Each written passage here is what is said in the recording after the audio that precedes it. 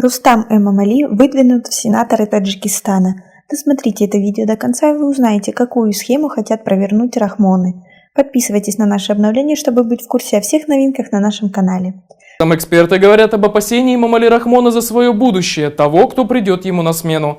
Мэр Душанбе Рустам Эмомали выдвинут в члены Верхней палаты парламента Таджикистана. Его кандидатура единогласно была выдвинута на состоявшегося 13 марта первой сессии столичного маджлиса народных депутатов 6-го созыва. Рустам Эмомали в апреле 2017 года и в марте текущего года был избран депутатом столичного маджлиса. Выборы новых членов Маджлиси Милли Маджлиси Оли Таджикистана состоятся 27 марта текущего года. Напомним, что 25 членов Верхней палаты парламента избирают депутаты местных маджлисов, а 8 назначает своим указом президент Таджикистана. Стоит отметить, что экс-президенты Таджикистана по своему желанию могут стать пожизненным членом Верхней палаты парламента республики.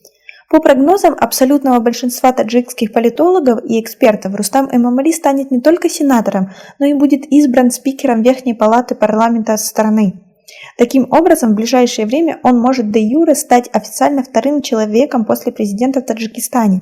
Как вы относитесь к такой ситуации? Свои ответы пишите нам в комментарии под этим видео. Но все ожидали того, что именно сын президента Таджикистана станет новым президентом. Но теперь стоит ожидать, что Рахмон-старший пойдет еще на один срок. Или же все-таки Азоде готовится на это место. Но рассматривается и вариант того, что президентом может стать кто-то иной. И таким образом Рахмоны пытаются удержать власть в своих руках. Но представить у власти кого-то, кроме Рахмонов, достаточно сложно.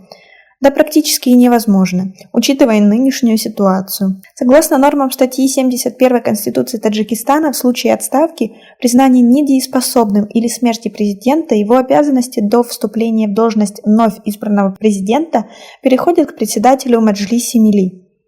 В этих случаях в трехмесячный срок проводятся выборы президента.